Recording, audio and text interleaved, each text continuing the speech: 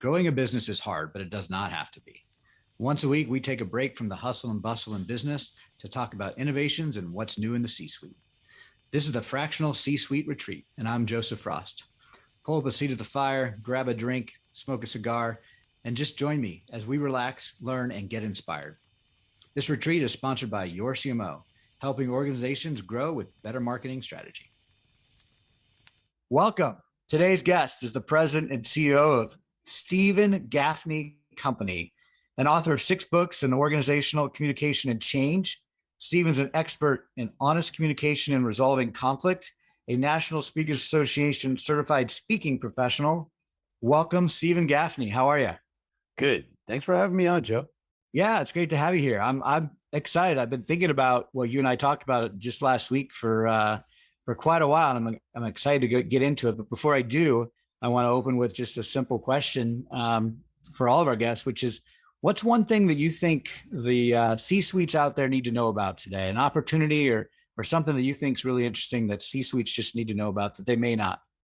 Well, it's really the biggest problem I see out there. And, a lot of the work we do is around teams, executive teams, but it's the biggest problem in all relationships, all organizations, is not what people say. It's actually what they don't say.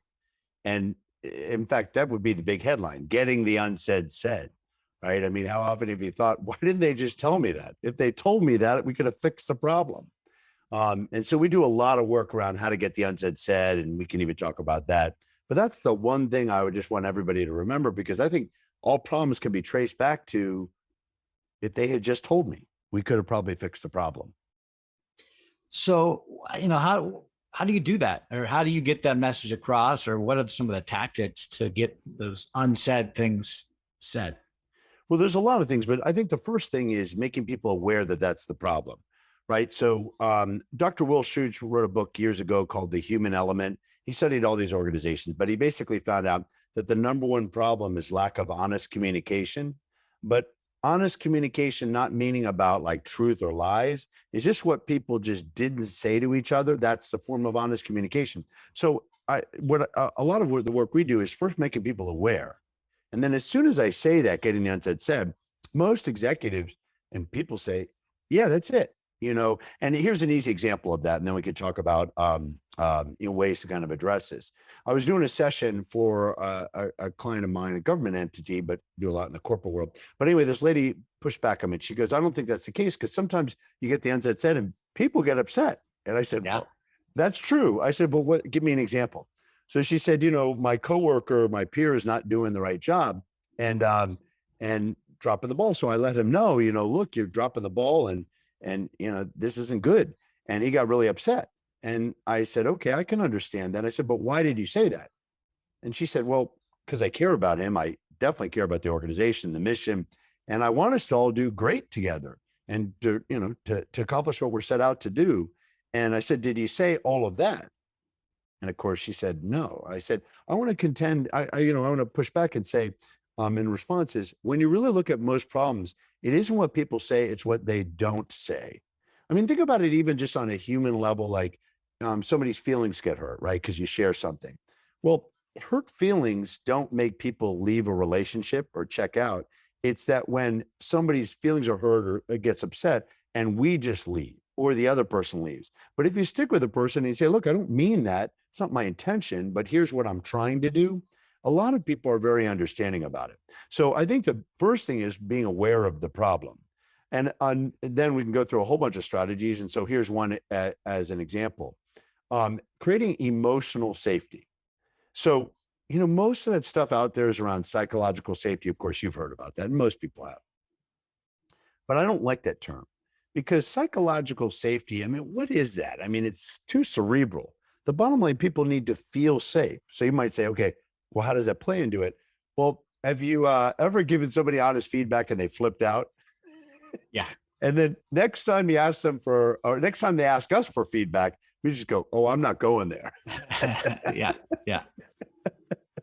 So I think the first thing is to really make sure that our reaction makes the other person feel safe. And if we get upset, which sometimes we do, is to clean it up, to just say, hey, look, I'm sorry about that.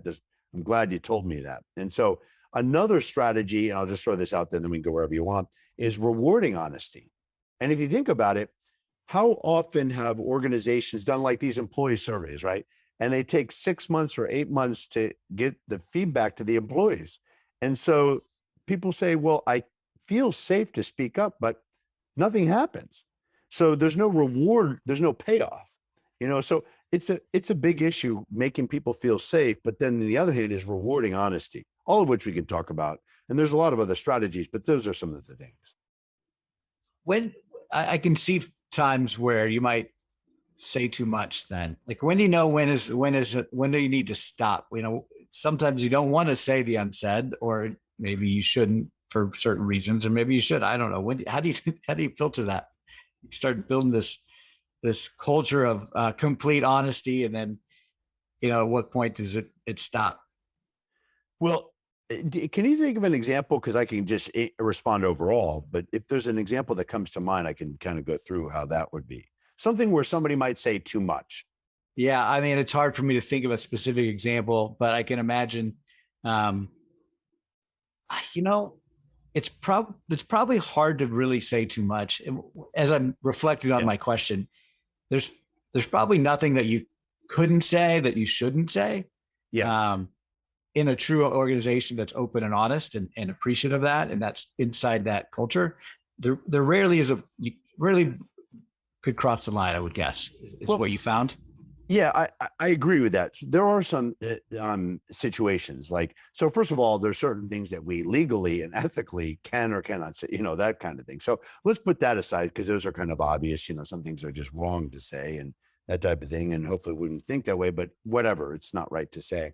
But I think what happens is that a lot of people think their opinions are facts. So one distinction is to distinguish fact from an opinion.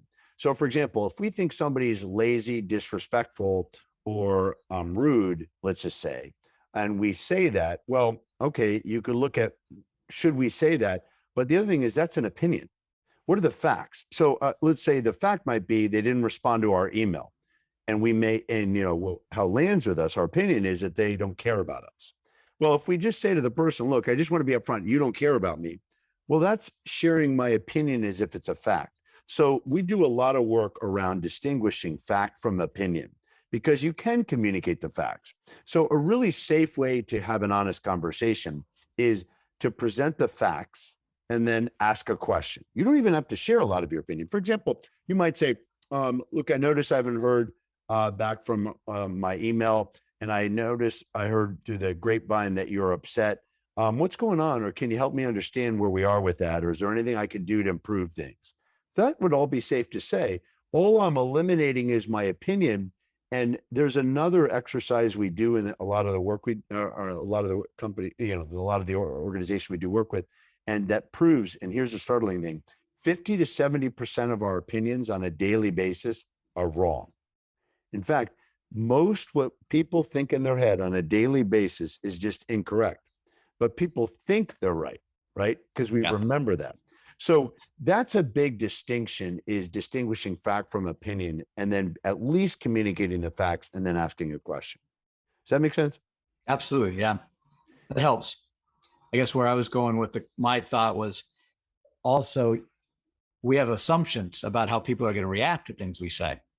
And a lot of times those assumptions are not correct either. They're just our assumptions. Yeah. So when I was going down, well, if I said this and this and this, that person might take it the wrong way. And therefore, maybe that's where I should stop saying as much as I want to say. But if you're really laying out the facts and you're not letting your own self-talk get in the way, it should be a conversation that's worth having in the right environment.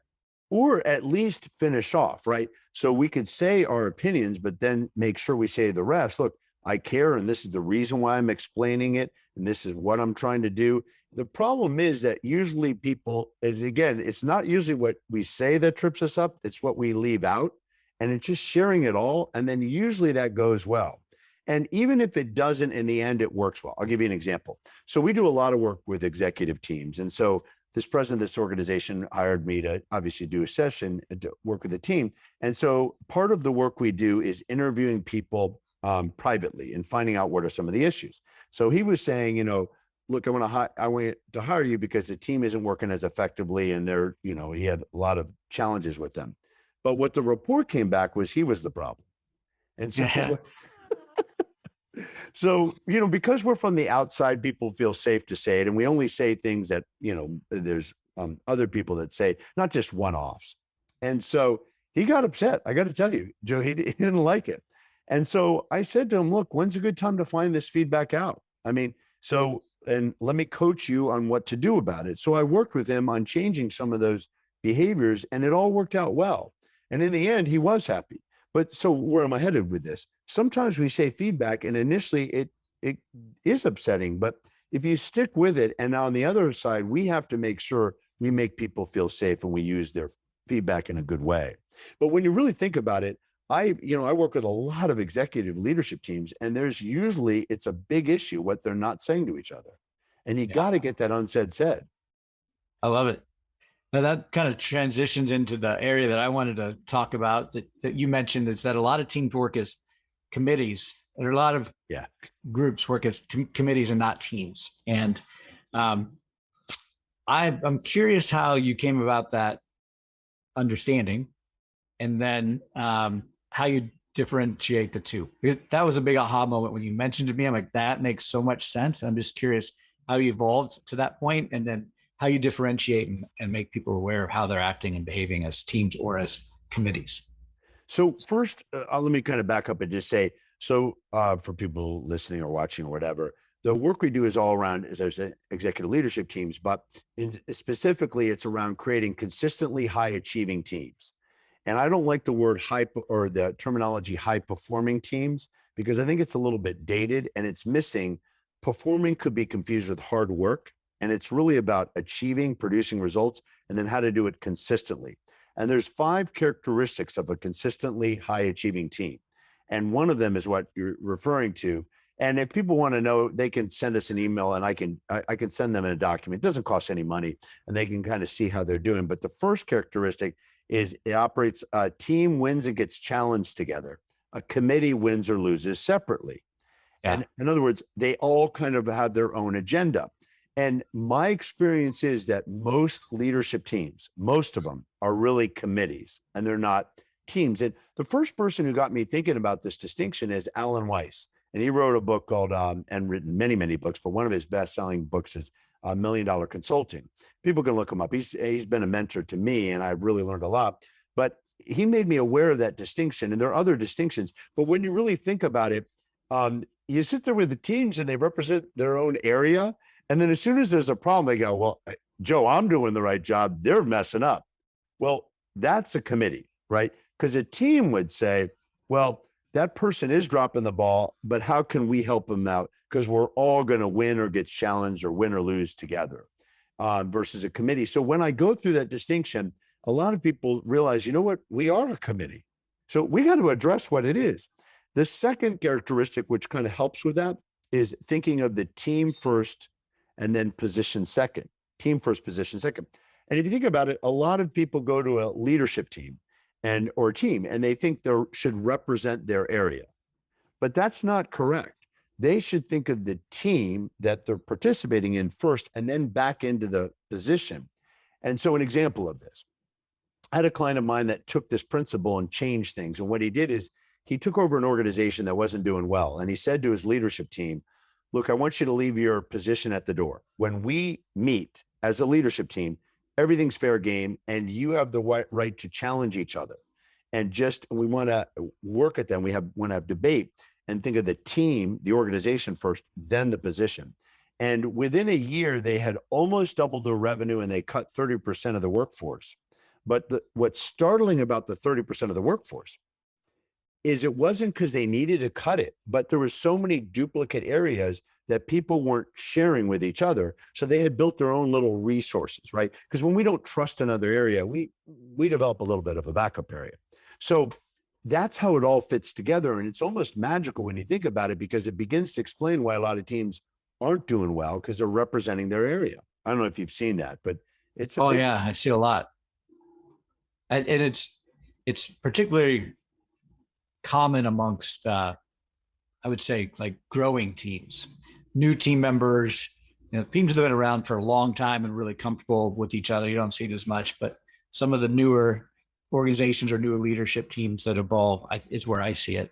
And I'm curious, when it gets to goal setting, in a lot of organizations. Well, I just want to say, I see this with, I get dropped into obviously new teams, but I've seen this with teams that have worked for a long time together. They almost respect each other's areas too much. And if you think about it, and this is a question I love to ask people, what is in it for the other person? What's the value we bring to someone else when we don't have their expertise? When we don't, if you think about it, a lot of times we sit there in a meeting, we go, I don't have their expertise, so I'm just going to defer to them.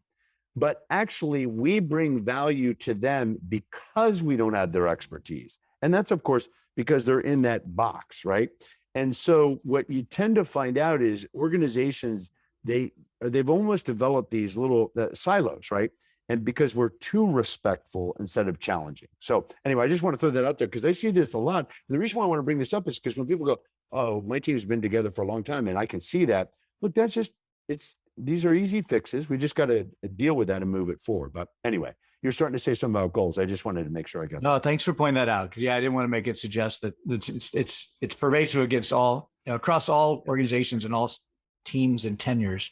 But, I think I see it a lot when it gets to goal setting. I'm around a lot of companies that do quarterly prioritization of goals, rocks, that's sometimes called, and then they assign a rock to an individual, and then they come up with these company priorities, and then they individualize the owner of the rock in this situation, and then the owner of the rock goes out in a silo and either achieves the rock or doesn't achieve the rock. And I see a lot of that lack of teamwork, as you mentioned, in that scenario. Are there alternative ways to set goals and assign accountability that teams have that maybe committees could evolve into? Well, you bring up a really great point and a lot of application in a lot of different ways. So under the consistently high achieving teamwork that we do, there's 12 essential elements. There's like, if you plug them in, it'll make the team work really well. And one of them is kind of what you're addressing around goals. And I call it Know Your North Star PGS. And PGS stands for Purpose, Goals, and Strategy. So why we exist, and we can talk about that, and with impact. But the goal part, which you're specifically addressing, and I see this a lot, you're spot on. And the problem is that we have individual goals, but we want the team to kind of work together instead of having the joint goal. And so another essential element is collective accountability.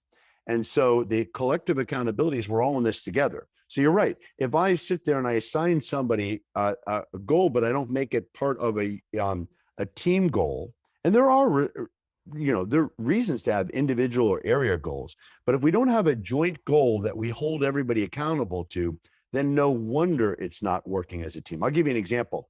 A client of mine was brought in because what happened was the CEO was saying, look, we all want to work together, we're one team, and all the typical slogans, right? But the reality is the executives weren't. And the reason for that is because all their compensation and how they were judged by performance was in their own area. There was yes, it's good for the overall company to work, but there was not really an accountability from the high end and to hold people accountable for on the whole point. So of course, if we're sitting there and we're part of a team, we're sitting there going, yeah, we should work as a team, but you're going to judge me only on my own area. Okay, well, of course I'm going to focus on my area. Now, there are workarounds for all of that, because the truth is that even in that scenario, great teams produce great performers, but great performers always don't necessarily produce great teams. So we should be better at our job by being part of a great team. But to your point, the goals are usually lacking. And there has to be those collective accountability type of goals. Otherwise, you're right. It's not, these are just going to be slogans, all these, like there's no I in team and all these things that don't make a bit of difference. It's a slogan won't move it. It's how we're acting and behaving. So I don't know if that addresses what you're saying, but that's what I'm thinking anyway, as you're talking. Yeah, it does a little bit. And I just practically speaking, I don't know how familiar, are you familiar with EOS Traction or Scaling Up? Okay. I'm not very familiar with that, but I'm familiar with it. I don't know the system in detail. So one of the premises behind EOS Traction is every individual needs to have a rock or a priority for for each quarter, at least one. So it gives them focus. And there's value to that, right? Everybody knows what they need to do to add value to the organization, but it also kind of enforces that siloing effect that you're bringing to. And I'm just curious if you've seen any innovative ways that you can have more than one person or a team on a goal. Cause I also believe that, if not one person accountable, nobody's accountable. So you kind of have to have absolutely give and take there. So how have you reconciled those two ideas where you want people accountable for specific things, but you also want everyone accountable for the team outcomes? I'll give you a great example, a recent example. So I was brought in with a client that the issue was we're not really integrated, and they're kind of working together, but not so integrated. And the CEO, the president of the company, wanted them to be very integrated. So we talked about it. We could talk about goals, but what I ended up doing was facilitating a conversation around about the subject matter, and then having people be accountable for particular parts. So they were like, okay, because joint accountability, to your point, means no accountability, but individual for particular parts of it. But they were also judged for the total picture. And so it's an and, not an or. So I think the problem is when we make it an or only an area, just like if it's only collective accountability and there's no individual accountability, that's a problem, because somebody will say, oh, I thought they had it. And sometimes we want to be able to own a certain area and do really well. So it's an and, not an or. That makes sense. That helps. Yeah, I can see that. There's a lot of individuals on a team, and a lot of different personalities and types of people. There's, the high A's and all the personality tests. And each of them has a little bit different approach to problem solving or natural ability or instincts. Or how does that play into what you teach? Because when I think back to the original question or conversation around what's not said, there's a lot of people that just naturally don't want to say. They're not talkers, or they're intuitive thinkers. So how do that variability, how do you flesh that out? And I'm sure awareness is part of it, but are there other tricks or tips? Well, people definitely have a natural tendency, but my thought around getting the unsaid said and people's tendency is not sharing is a learned behavior. And my evidence to prove this point is if you look at little kids, right, they share, and then they're told, oh, don't say that. And some of it is appropriate to not say, but we're told not to share. And then some people have had bad experiences over time where they've shared and something bad happened, or maybe they got fired or maybe penalized, because I've been brought into situations where the previous people that were running it they wanted people to share, but people were penalized, right? So all of this could happen. So it's a learned behavior. So here's what I've experienced, that even the most quiet people, you could say, if they feel safe and they're rewarded for their honesty, they will speak up. And actually, I've been at this for over 25 years. I've never seen an exception. I can get almost anyone to share as long as those two things are happening. There are other techniques, but the reason why I say this is because often we will defer to somebody, oh, they're just quiet, they don't want to share. And here's why that's an issue. Because if we're running a team and we say, okay, any questions, or anybody got anything to share, that way of thinking only lends itself to people who feel comfortable to share. But they're quiet people that have great wisdom to share. So another essential element is everyone shares to get the unsaid said. And what I mean by that is I'm a big proponent of calling on people. It's not okay to hide out. But then when you call on people, they may be, you let them know it's happening, but then you got to do this other stuff. Otherwise they will get upset. So I do understand that people have different personalities and tendencies, but I think we write off way too often where somebody says, oh, they're quiet, they don't have something to share. Well, that's not true. They're just not sharing it. And here's the overall reason why, if you're running a team, you want to make sure everyone shares to get the unsaid said. Because if we don't, we make a decision based on the loudest voice. And let's face it, myself included, we've all made decisions because we thought a lot of agreement, but it was just the most vocal people that we worked towards. And it also could be the opposite. Have you ever been in a situation where somebody gave negative feedback, so you course corrected, but you found out everybody else was pretty much okay? It was just that big complainer. And so what happens is we can go off track. I mean, I'll share with you what happened to me. I was doing a session years ago, and somebody said, and I, as you could tell, talk pretty fast. And they said, could you go faster? And I'm like, oh, okay. And so I started going even faster. And somebody said, wait a minute, why are you doing that? And I said, well, I just got that feedback. And they said, we all don't think that. And it dawned on me, even as an instructor, it's embarrassing. And I know this stuff. It's easy to get drawn off of what one person says or the loudest voice. So we have to counteract that by asking people and just making sure everybody shares to get the unsaid said, because quiet people can have great wisdom, and often they have the spectacular wisdom that we really needed to hear all along. Yeah. That happened. I can see how that happens to me too. It's easy to correct for the first thing or the loudest thing you hear. It's not always the reason you should correct for, but it happens it's easy to see it happening. Yeah. The other thing too is we have a tendency for confirmation bias. We have an opinion and we search for evidence that's consistent with it, right? So sometimes like there's other evidence, but we almost see what we want to see instead of really counteracting it. So that's why another sign of a healthy team is debate. You know, people say our team doesn't argue. We don't have problems. That's a problem.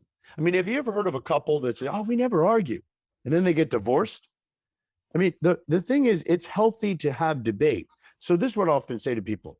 Debate isn't the problem. Not resolving the debate is the problem. Right.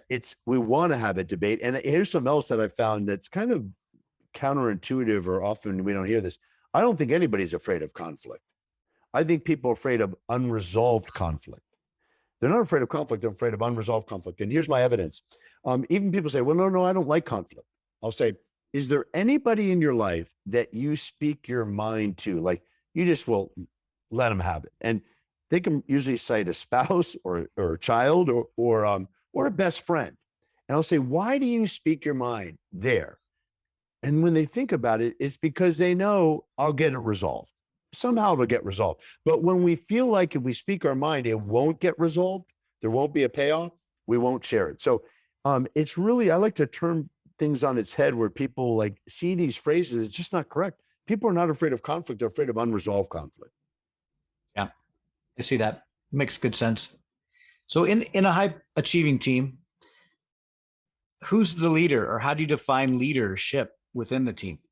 Yeah, great question. So overall, I mean, there is a leader, official leader of the team, but you bring up really interesting thing about leadership, right? So leadership to me is a state of mind. It's not a position. It's a state of mind. It's not a position. My evidence for this is, have you ever met somebody who's officially the leader, but nobody follows them? Yeah. Yeah. And then we've all met people who don't have that official position, and we gravitate towards them. We follow them. And it's a state of mind. It's not a position. And the other thing is, which a lot of often people don't think about, is part of our job is lead up, is lead across. And somehow leadership is taught as like a top down, and, you know, we work with our leaders. But what I like to open the aperture is that we're all leaders. We got to lead up. We got to lead down. We got to lead across. We have to lead our families. We have to lead our customers. It's a state of mind. It really isn't a position. And I do a lot of work in the military as well. And as a general once said to me, even though I have the position to, tell people to do stuff, I don't like to do that because they may do it, but they're not really bought into it. And it's going to show up in other areas. And I've worked with people where they realize, the bottom line is you got to win the hearts and minds of folks. But anyway, a lot to consider when it comes to leadership that I just, it's part of our job is we got to lead everybody. Yeah. I've been really curious about the idea of decentralized leadership, and that everybody is a leader at every level of the organization. And I like how you put it. It's a state of mind, not a position. So I'm curious, what do you think are some of the characteristics that a good leader has? I'll tell you the most important thing, which is something I addressed earlier, and I'll say it, and then I want to prove it to you, right? I think the most important trait of a leader, right, official leader or whatever, is to make people feel safe. And here's my proof. All the books out there will say, vision and, holding people accountable and all that stuff. And I agree. And, winning the hearts and minds and all the things we just talked about. But here's the thing. if a leader or whoever's running the organization or team doesn't make people feel safe, they have to make every decision they make has to be spot on. But if they make people feel safe, they don't have to worry about this. Here's an easy example. If I'm a leader and I'm saying, this is where we need to go, and these are our goals, and this is our vision, mission, whatever, and I make people feel safe and they're lost, they're going to tell me that you have no idea what you're talking about, or do you mean this or this? But if I'm creating fear, nobody's going to give me that feedback, and I've got to make sure that's right. So if you just make people feel safe, you'll get the feedback and you course correct. So I have found the most important trait above everything is just the propensity to make people feel safe. And I think that's a big thing that organizations need to look for, because I've seen people who don't make people feel safe. And they do it sometimes in ways that people may not think about. For example, just not giving people feedback. It can make people feel unsafe. Like, ooh, was that right? Or I was just working with a team that they had allowed, there was somebody on the team whose eyes were rolled, they're like that, and they weren't on top of it, and they lost a really great performer, a high achiever, because high achievers are going to leave, right? They don't want to be part of that.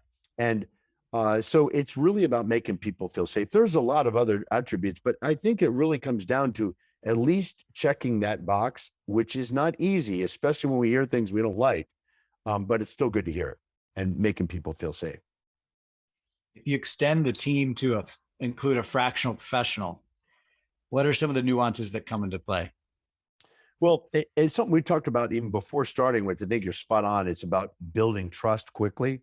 And I think one of the ways to build trust is to get the unsaid said, right? And do that. And really to look at, when we look at trust and jumping into an organization, is it's not so black and white. People say, I don't trust people. And I'll say, okay, really? And they go, yeah, I don't trust people. I'm like, well, do you drive? Well, sure. Well, how do you drive? I mean, you're driving down the road, you're trusting that somebody's not going to cross into your lane. I mean, otherwise you'd never leave your house.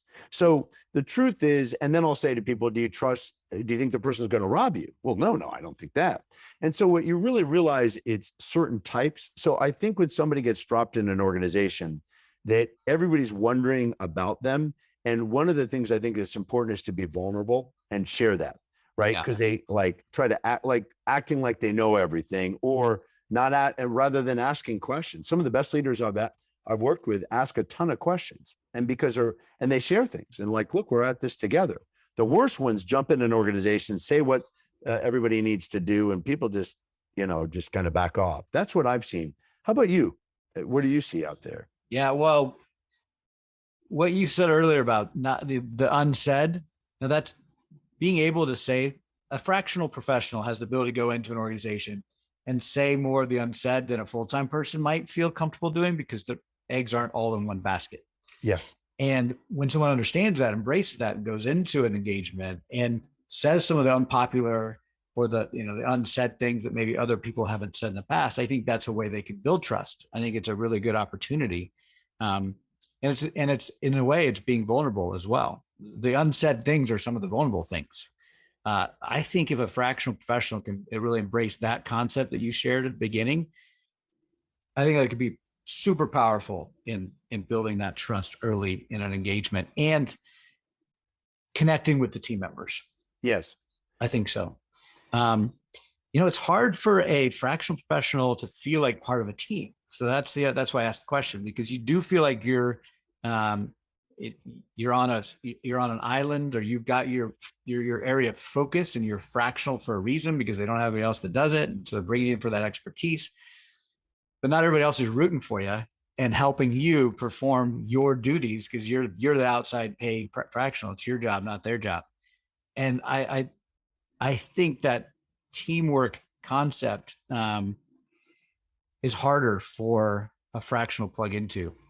So awareness might be helpful, facilitation might be helpful, conversation around it might be helpful, but I think it's just, and it might be the same for like a remote team member with everyone else is full-time. You could have the exact same indications or issues. Well, and there's some other strategies too. For example, asking the question that needs to get asked Fuzzy questions create fuzzy answers. Direct questions create direct answers. And so what I often challenge people is there's really a question that's on their mind, and that's what needs to get said or asked, and they just dance around it rather than asking. So for example, this isn't necessarily appropriate for a fractional leader, but I do see this as a whole lot where we're worried about the answer. So I was doing a session in Philadelphia, and this lady came up to me. She said, I need some advice I'm working with my boss. I'm just worried that he thinks I'm doing a lousy job. But I feel like I'm doing a good job. I said, why don't you just ask him? Do you think I'm doing a great job or not? And she started actually getting upset. And she said, and I said, what's going on? She said, I'm afraid of the answer. So when's a good time to find out? So I think when people get dropped into teams or anywhere, it's like, ask the question, because it's always better to know. And that's one thing. The other thing that we can do is a way to get people to share more is share what you think they're thinking. So try it out. Next, if you have somebody quiet in your life or who doesn't share, just say, and you ask them a question, direct question or whatever, and they don't share, just start saying, I think you're thinking this. I think you're thinking this. And it's very hard to sit there and not react. In fact, people can try it out. Like somebody said, what do you want for dinner? And somebody will go, I don't know. Just say, well, I think you want American, or maybe you want Italian. You just start saying, and they will speak up. They just can't sit there and be quiet. I love that. I'm going to try that with my kids. There's so many strategies, but I also want to go through a mindset that I think is important as a leader, and we're working within. And it's what I've been working on for a book, my new book that's going to eventually come out. And the idea with the book is going to be called Unconditional Power. But I want to draw something because it's a really easy distinction, but can really help out people. There are three types. First of all, our mood impacts how intelligent we are. You ever notice that when you're in a good mood, you're smarter? And we all but when we're in a bad mood, we're not so smart and we make bad decisions, right? An easy example is somebody throws us a problem when we're in a bad mood or lack of sleep or whatever, I go, here we go again. But when we're feeling good, somebody throws a problem, we say, hey, we'll get it handled. Well, there are three overarching moods that people get into and organizations do. There's a powerless mood. And that's where we feel like, what difference can we make? We're only one person here. And we all can sometimes feel alone and like that. The second type is conditional power. And conditional power is where I believe most people are. And this is where somebody will say, well, I can do this as long as we get more resources, as long as we get more money, as long as, there's always a caveat or a condition. But the ideal mood or mindset is a powerful mood. And a powerful mood is we recognize there's conditions, but we're like, what are we going to do about this? And so this sounds kind of obvious, but most people I experience are really conditionally powerful. And they don't even realize there's a whole nother dimension. I mean, after this session and after this podcast, I challenge people to start to listen for the conditional mood. They'll say, somebody will say, well, I can get that done as long as this, or as long as this, or but, or what. They just don't say in a powerful way, yes, I will get this done. And if there's any problems, I'll let you know and we'll work through it. And so so now that I've laid this out, here's the problem. Whenever there's challenges, people shift to the left. Easy example of this was COVID, which is so talked about, but it's an easy kind of thing to think about any challenge. You probably saw people who were pretty powerful become conditional, right? Oh my gosh, what's the government going to do? What's going to happen? And then some people conditional became powerless. And during COVID, there was a new category that was developed called the frozen people. You ever met one of those frozen people? When they're faced, and this is true even today, they're faced with a challenge, any challenge, like a reorg or whatever, and the person just goes, they don't do anything. Yeah. And they wait. But great leadership is about shifting people to the right. And how do we do this is we've got to get and be in this mindset. So what are strategies around this? And one strategy is bringing awareness that, wait a minute, I'm being conditional. So an example would be, I had a client, I taught them this distinction, and folks came in and said, look, we have a problem. And all he said was, okay, and they were complaining. And he said, okay, where are we on this continuum? He said, oh, we're being conditional. He said, okay, how would we act and what would we do if we were being powerful? And people started sharing ideas. And then out of that, they were able to pick an idea. And he said within about 5 to 10 minutes, it was solved because it was just a matter of shifting the mindset. So you just think about things. And so even fractional leadership, right? Well, I can do this, but I'm only one person. We don't have the resources, or I'm given this or whatever. And we create these conditions in our mind. And what I would advocate is be powerful and say, this is what I'm going to do. And this is what I would do, or find out, or whatever, because powerful people recognize the conditions, but they're in the driver's seat and they focus 100% of their energies on what they could do about it. I don't know if this is resonating, but I see this a lot with people. They're in this conditionally powerful, but they think they're being powerful. Yeah, it's an interesting topic. I think it'd be fun to test that on different challenges to flesh it out further. My mind goes to, I believe that being powerful and kind of have that mindset makes a ton of sense. And I think sometimes that mindset, isn't like, it learns to leverage the conditions and maybe not dependent upon the conditions. So yeah, the conditional is true. Like there's certain resources that are available or not available, or things that are available or not available. And you can be beholden to those conditions on your ability to be powerful. But the same token, I think you can understand and be aware of those conditions and still find ways around them, or new ways to do things, or different resources if you're coming from a powerful mindset. Does that make sense? absolutely. In fact, when an organization moves in this direction, they're slowed up. Here's an example. Have you ever had somebody where you're trying to work with them and they'll say, well, Joe, I sent them an email. I mean, I made the call. And you're like, well, call them again. Do something. Yes. Let me know about. That's the conditional mindset. Yeah. And I think of that powerful. It's the creator's mindset, because when you're in that creator space, there's all the conditions in the world, and then there's all the other things you can come up with to go bypass those conditions. And if you're just constantly creating, you're in a totally different space than someone who's stuck. Yes. And so one of the strategies, there's many strategies to go through, but one of the strategies to move people to a powerful kind of mindset and perspective is to reframe, to refocus.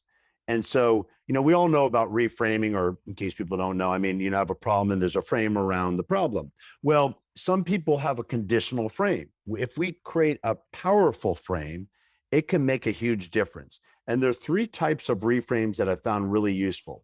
One is to reduce the frame. And an example would be there where people are really being conditional and slowed down on a complex problem, and we reduce it and we make it simple.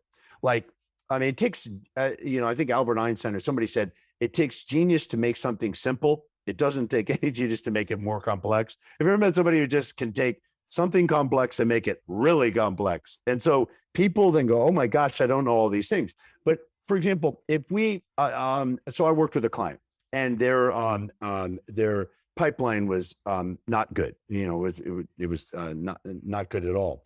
So it's like, oh, they had all these key performance indicators. It was way too complicated. I suggested, why don't you look at the key performance indicator of going to see the customer, just going to see them, because they were too internally focused. They weren't going out and talking to the customer and just being with the customer. And I suggested just take that key performance indicator and maybe a couple others, but nothing more, and just focus on that. And they were able to turn the pipeline around. And the reason is because when things get complex, they become conditional and slow down. That's reducing. Another way is to enlarge a frame. And enlarging the frame is when we've all had this where, let's say something bad happens and we're down. And whenever we have a bad time or something bad, the picture tends to be all consuming. But if somebody says, well, enlarging the frame would say, look, while this is the case, we did mess up, or this is an issue. In the scheme of things, we're doing this right, this right, this right, and this right. And that's a way so people start to feel powerful, because if they don't, if enlarging the frame, they'll just slow down. So if we enlarge it and put it in a larger perspective, we could reduce it, but we could also enlarge it. But my absolute favorite reframe is to change the frame to the reality we want. And I give you a great example of this. So I was working with this company, and I had hired them, and it was an IT project, and they had been at it for months. And I was like, my gosh, how long is this going to take? So I asked them, it was July. And I said, how long is this going to take? And they said, till November. And Joe, I'm thinking, we're a small company. This is not a complex thing. And I was starting to get upset. And then I thought, okay, I'm going to change the frame. So I said to them, given that I would like this done in a month, ideally, what would need to happen? I didn't say it has to. I said, ideally, I'd like it to happen in a month. What would need to happen? And I'll credit the company. The company came back with a list of things on how they could get it done in a very short period of time, all of which I could agree to. So we did, and it was done in 6 weeks. If I hadn't done that, what would we usually do? We usually work within the frame that they had said. And so sometimes in life, when we don't like the frame, we just got to change the frame. Another example of changing a frame would be when somebody says this is a problem, and we could say it's an opportunity for a breakthrough. Or how about this one? Instead of using change, we use the word evolve. Look, people, resist on change. You just say, well, we're evolving because we always got to get better. That's a lot easier to move. So I had a client of mine that changed everything from change to evolve, and people started moving. So anyway, so those types of reframes are ways to get this over here.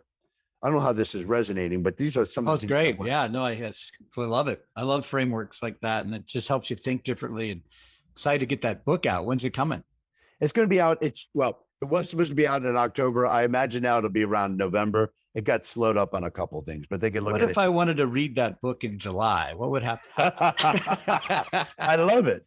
I love it. You know what? If people want to, we can see about how soon the electronic version could be ready.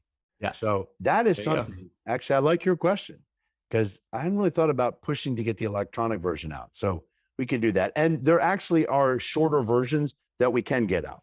So on this powerful culture piece, which is basically the framework. Yeah. Very good. Well, we covered a lot. I really enjoyed our conversation, Steven. Thank you so much for everything. I can't imagine what else we could talk about if we had another hour. We'd just keep going and going. You are a wealth of knowledge. Thank you so much. My pleasure. And thanks for having me on the show. And if anybody wants more information, they can reach us at justbehonest.com. That's justbehonest.com, and we'll help them out. All right. So for all of our viewers out there, thank you for listening, and be on the lookout for the electronic version of Steven's book here in the next 2 to 4 weeks. Thanks for listening, and we'll see you next week on the C-Suite Retreat. And that's a wrap. There's another successful episode of the Fractional C-Suite Retreat. See our show notes and more episodes at fractionalcsuiteretreat.com. This podcast is sponsored by Your CMO, helping organizations grow, save time and money with better marketing strategy and fractional execution. Visit them at yorcmo.com, yourcmo.com. Spelled wrong on purpose.